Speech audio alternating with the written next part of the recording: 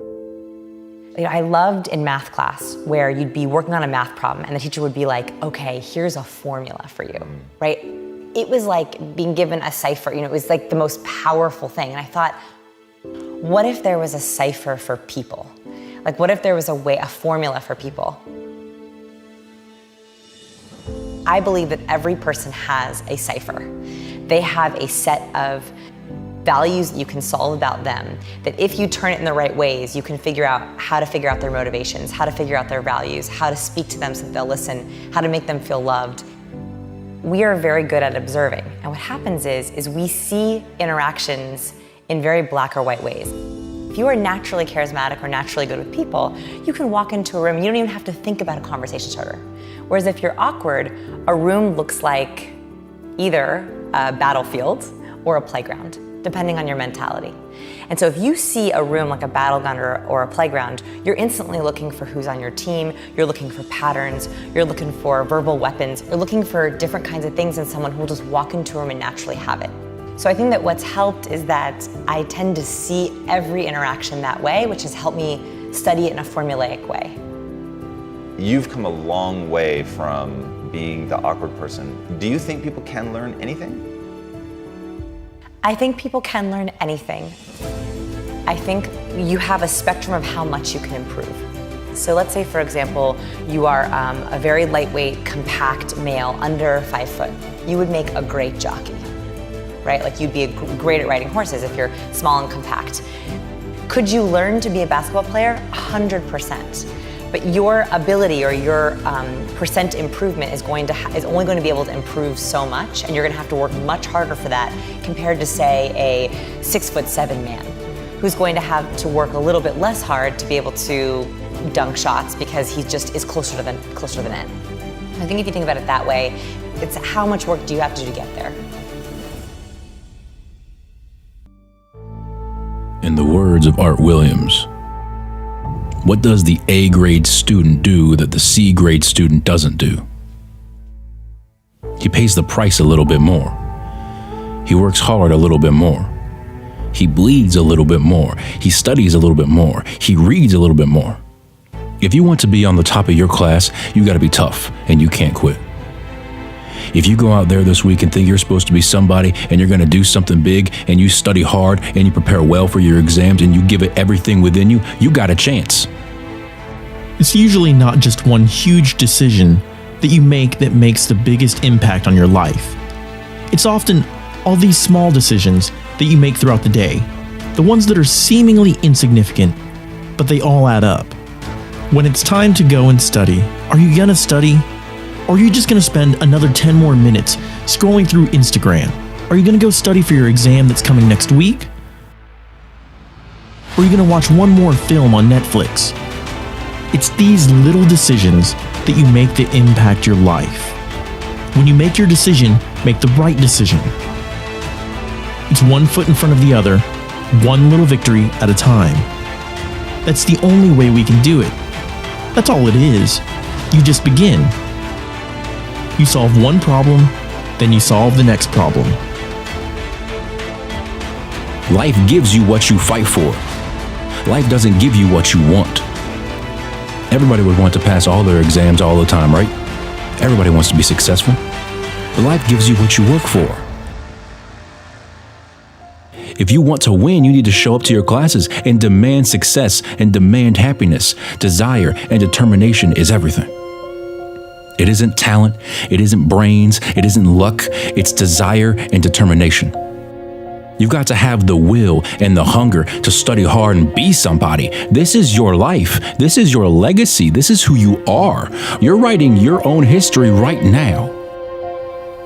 Don't put off your studying until tomorrow, because tomorrow will become the next day, and the next, and then the next. Get your studying done today. Decide to be better than you were the previous day. Make the decision to get better grades than you got yesterday. Make the decision to be a better person than you were yesterday. And it all starts by making one seemingly insignificant decision at a time. What happens with students, and I see this all the time, They start university, but with the mindset that they're constantly looking for excuses about why things aren't going the way they want, why they're disappointed with their exam results, why they don't think their professor is teaching them effectively, why they keep getting up late and missing classes. And when you do that, you take all the power you have in your life and you give it away. You just throw it all away. Because you're blaming other people. By blaming your professors, or your university, or your friends or family, or your circumstances, you give your power away to them. But you need to embrace it. Think about the lies that you tell yourself to rationalize being lazy. When you take the easy road and you leave discipline behind. When you say to yourself, I'll start studying for my exam tomorrow. And then tomorrow comes and you say, I'll start studying for my exam tomorrow. And the exam deadline is getting closer and closer.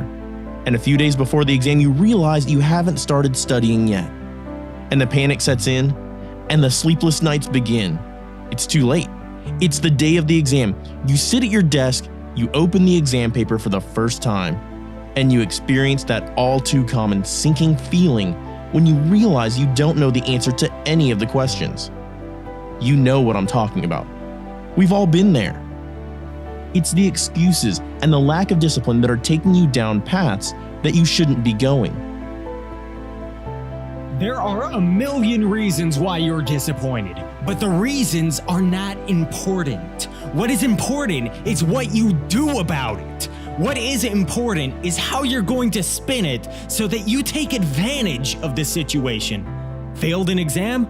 Good! Study 2 hours a day extra from now on. Had an argument with a friend? Good! You just had a crucial lesson in social science. Try to stay more calm next time. Keep waking up late and getting to class late? Good. Go to sleep earlier and wake up earlier tomorrow. Whatever your problems are, they are fixable. You just have to persevere. And as you work at it brick by brick, you might start out awfully inefficient and incompetent at studying.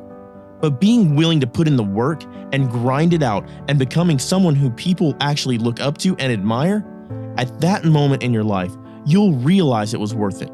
All the pain, the suffering, the late night study grinds. When it comes to happiness, we might have learned a pattern in college or in childhood or in our 20s or when we were broke or when we were out of a job or whatever that was. Even though the shocks aren't there anymore, we stay in the same position because that's how we've always learned to be.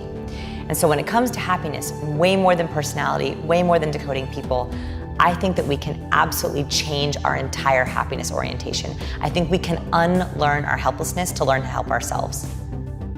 There's also these little moments of unhappiness that as humans, we cannot help but infect our entire life. So you know how when you're sitting at a red light and you literally question your entire existence? Why do I sit in traffic? Why do I drive to work? Why do I do what I work? Why am I doing this? Maybe I should quit my job. Maybe I should move to Hawaii. Maybe I shouldn't have a car. Like that's like what happens, you know?